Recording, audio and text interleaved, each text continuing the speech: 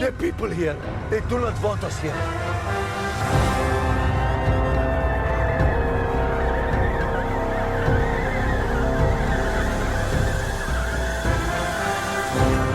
Hello, everyone, and welcome to our review of The Brutalist, the recent film by Brady Corbet, starring Adrien Brody, Guy Pearce, Felicity Jones. It follows Laszlo Toth, an architect who journeys over to America to follow the American dream after surviving the Holocaust. This is advertised, speaking of advertising, as a spoiler review. We'll quickly give our non-spoiler thoughts on the film overall, and then we'll deep dive into our spoilerly thoughts. So, Anthony, when you exited The Brutalist, what were your overall non-spoiler thoughts? So I've seen the film twice, which I'm glad I did, because when I saw it the first time at the New York Film Festival, I didn't really know what the movie was. And it's 3.5 hours. There's a lot to it, and it's a heavy sit because of it really is an unflinching look at the darkness of the American dream, especially at a time when I think this is what I think the movie really captures beautifully. A moment of transformation where I think a lot of people felt like darkness was behind them. And I think this movie does a great job of looking for the light at the end of the tunnel, even when that light is like disappearing right in front of you, and either convincing yourself that that light will return or like succumbing to its darkness. And I found that to be just a very powerful personal pursuit for the characters in the film. And I really responded on the second viewing to this idea that the movie ends on, which is it's about the destination, not the journey. You know, so often we people like, well, if you made great memories and you have good relationships, if those survive, then it doesn't matter where you end up with. And I think it's very bold of Corbet and very necessary of him to say, no, if for people who struggle and people who put everything into their lives, whether it be an artistic practice or just, your day-to-day life, you should care about where you end up. And it should be valuable, and that should be more valuable than the work it took to get there. And I think it's the sort of simplistic idea that ricochets throughout this entire movie that I think makes this movie so captivating.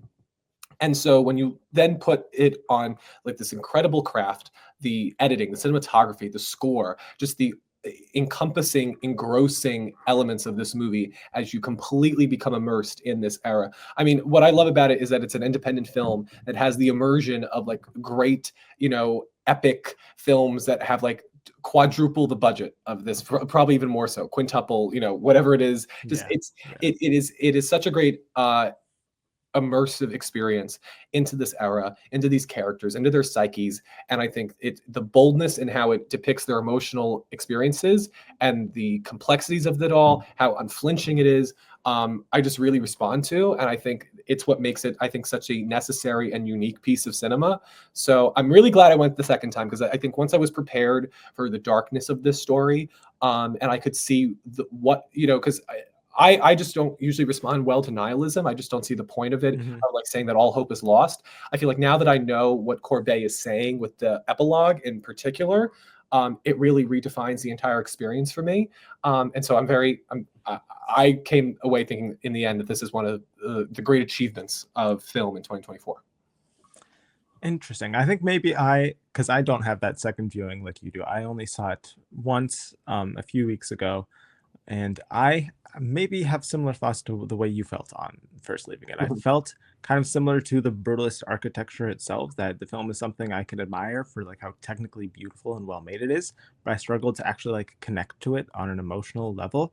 And the epilogue in particular, which we can get into when we get into spoilers, just kind of threw me off a little bit. I think it will throw a lot of people off. It kind of just felt like you made this long, like, what would it be, 215 or so minutes film, just to kind of have an epilogue at the end where they kind of do it too long, didn't read, like explaining it all.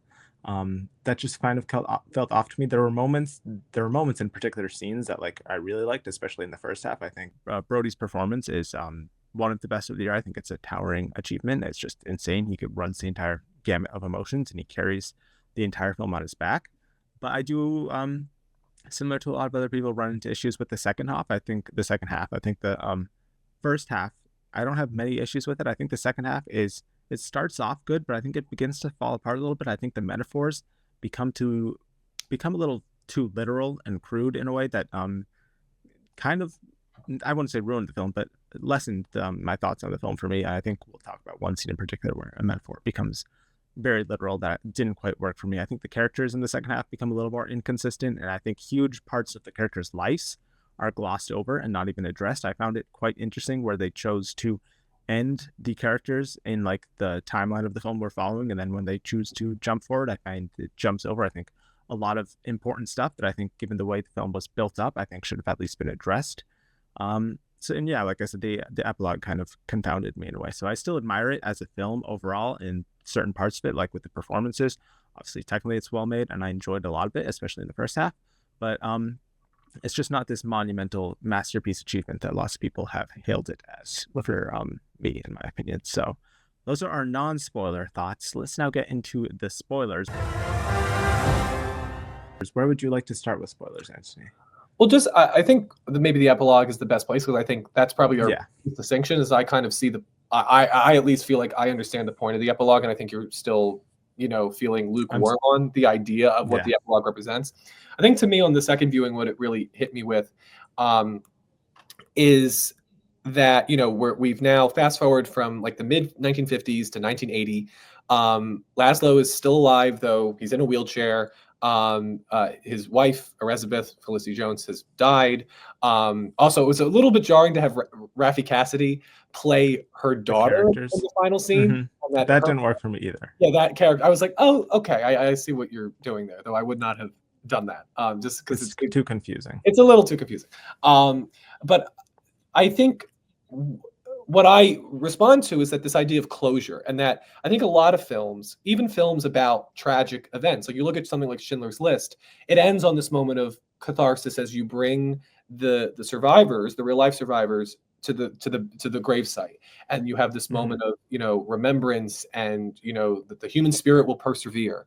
And I respect that this movie kind of shows that people are forced to make closure with things that they don't have peace with. And that they're trying to package their lives in a way that they still have ownership over. Like the thing about the epilogue that I respond to is that it's not like everything is hunky dory. They didn't, just because Felicity Jones goes in and gives this speech about how Guy Pearce's character is a rapist and that, you ruined my husband's life. Like that doesn't fix everything. And that there's still like, we don't know necessarily what their relationship was like after that happened. And I like the ambiguity of that. I like that the movie doesn't try to dot all of its, I's and, J's and stuff like that. The thing with the second half that I think I really respond to is this idea that the characters are just moving quicker than they were in the first half, which is what I think is maybe alarming for some people. Like they're just the gradients of decisions are just happening at a much quicker rate in the second half than the first, which is maybe why people are feeling like tonally they're a little bit different. That's how at least I imagine the acts. They have a different rhythm to them.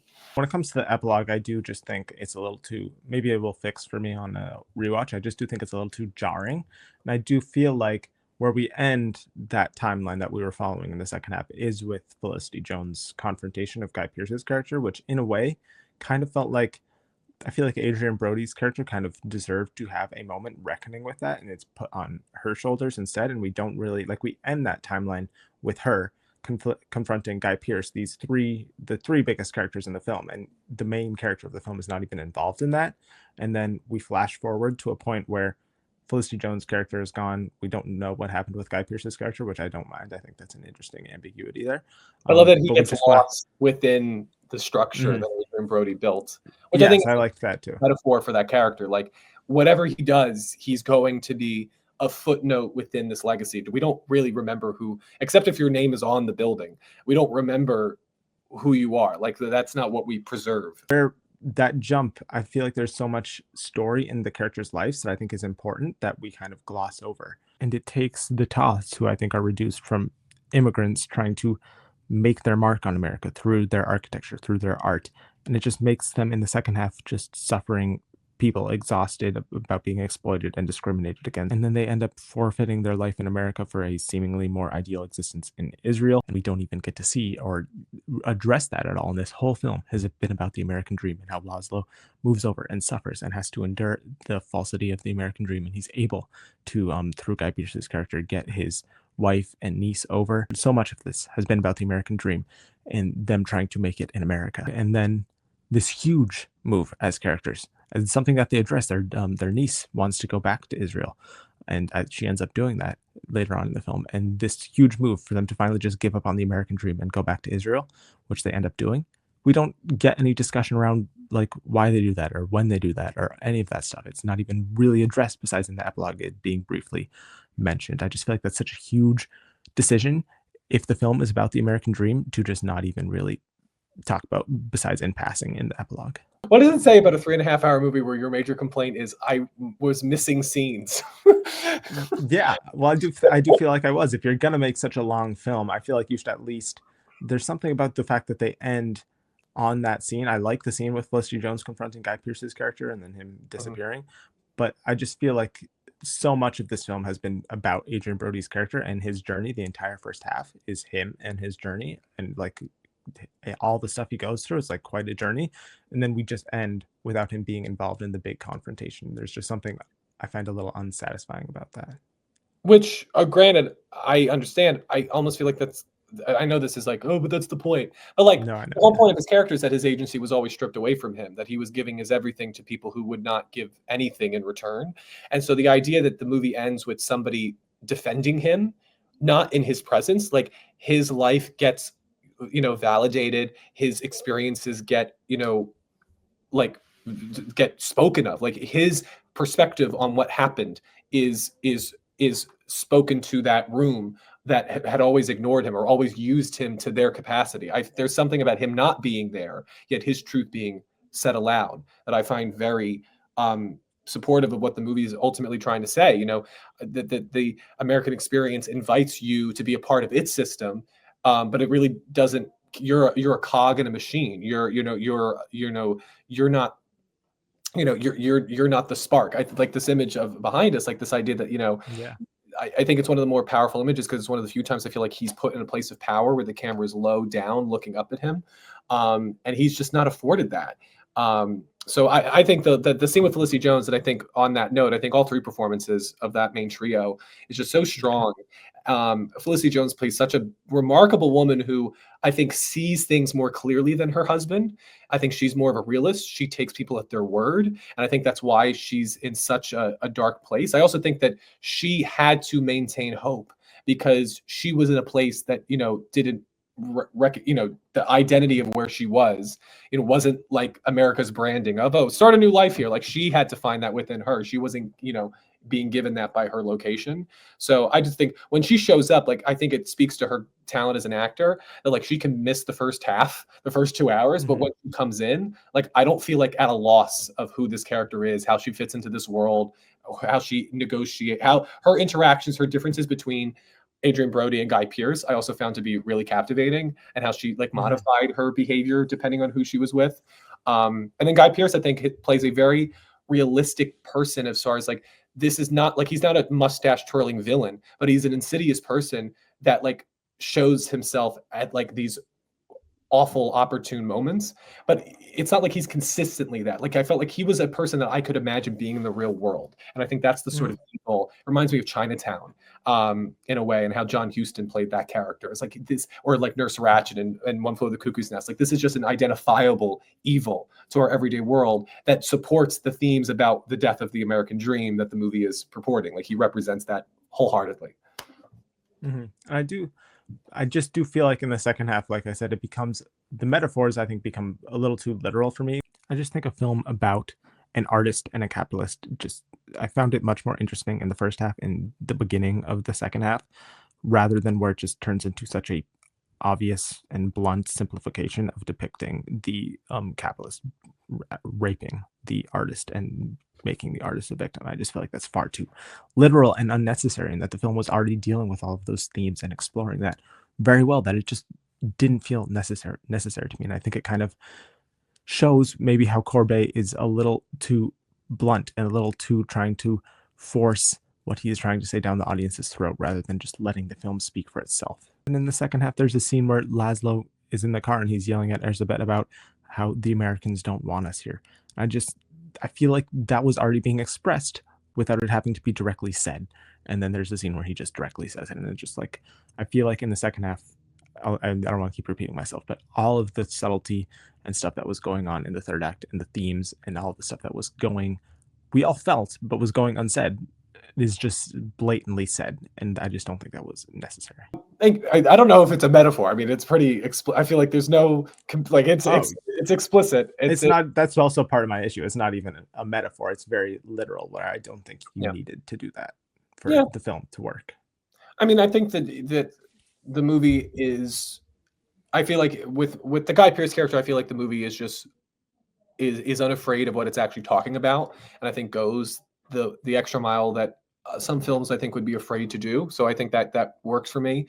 I also thought that Joe Alwyn plays a very, very identifiable, like, son, trust fund son, cares about the father's legacy, doesn't know how to maneuver his own way around. Like, I think that he does really well. I just think that sexual assault act in the second half of the film just kind of reduces the Van Buren family and Guy Pearce's character in particular to more simple characters. I think it takes away some complexity to them. I think it just makes them more evil business people who want power over these artists, rather than, I think it could have been more interesting if they were these beneficiaries grieving the loss of their of his mother and their grandmother, and it just turns them into these just very blatantly monsters, these people who suck. This just continues to be my issue with the second half. It just takes what could have been so complex and nuanced and subtle and just like, well, this is what it is. I'm gonna like bluntly slam you over the head with it, and that doesn't work for me as well as what was going on in the first half. The ones that I think stand the test of time are the ones that really understand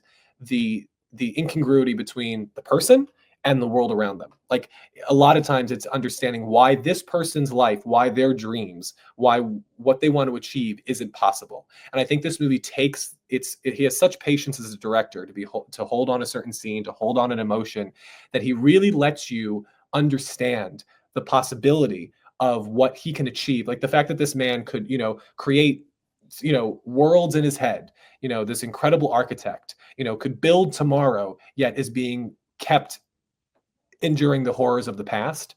The fact that they take so long to establish the world around him, I think just benefits the movie at the end, because you really see what has been it hasn't been taken from him, because it was never even given to him. Maybe that second viewing will boost it for me. I think I'm looking forward to grappling with all I have, because there's still a lot I like about this film. I obviously still lean positive on it. I just feel like its propensity to, especially in the second half, explain more so than display is kind of what took me out of it. I feel like, especially for a film about architecture, I think displaying more so than explaining, which I think is what it in the first half. I don't think it really does that. In the second half, I think, like I said, it becomes I think in the first half there was a lot more ambiguity and more subtlety to it, where in the second half it kind of loses that, which, as you said, is probably intentional given the way Corbet talks about the film. But it just does something. I just liked a lot more of the subtlety in the first half than I did in the second half.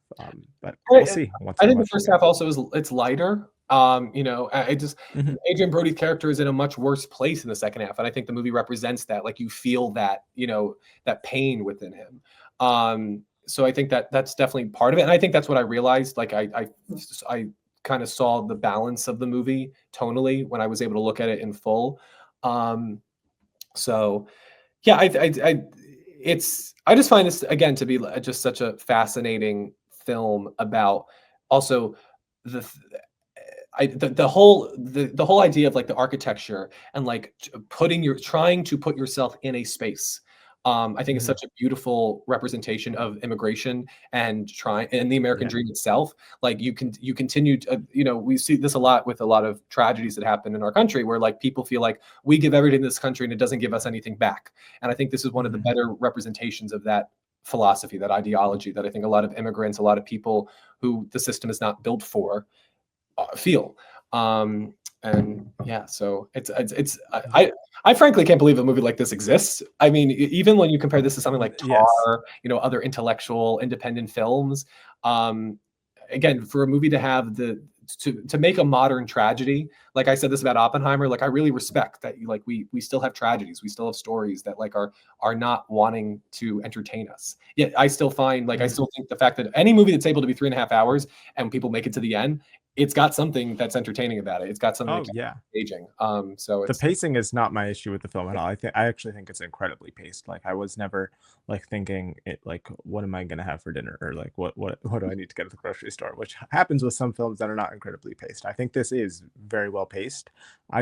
What it comes down to with me with the film is I respect it and a lot about it. I just don't connect to it. And for a film to really work with me, I connect to Adrien Brody's character, but the film overall, I just can't quite get an emotional connection to. That opening scene, I think we should at least the upside down Statue of Liberty, how the camera moves around, kind of like he's seasick as he's arriving on the boat. I think that image in particular, obviously it's the poster, is a great encapsulation of one of the posters. This is also one of the posters behind us, but I think that upside down Statue of Liberty is a great encapsulation of the film and its ideas. So I do think that's a great opening scene. And yeah, I also want to shout out what's his name? He was just in Craven. Alessandro Navallo. As I forget the character's name, but he is the first person who helps Adrien Brody as he arrives to America. And I think he gives a great performance in that first half of the film that I don't think is being talked about enough. I also think, as you said, Joe Alwyn was great. He continues to surprise with the directors he works with and the performances he gives. And yeah, like you said, I really admire the fact that The Brutalist even exists. It's insane that it even exists. Films like this are not made very often at all, so it is a miracle when they do come around. But part of me feels like the praise that is being like dumped on this film is a little exaggerated and hyperbolic, because we as cinephiles and people who love cinema are kind of starved of these kind of films. Like the last films in comparison to this kind of film, I think you would say like a There Will Be Blood or The Master, I think are like the last films similar to this. And it's been a while since those films. So yes, it's exciting to have these films, and it's exciting that it exists.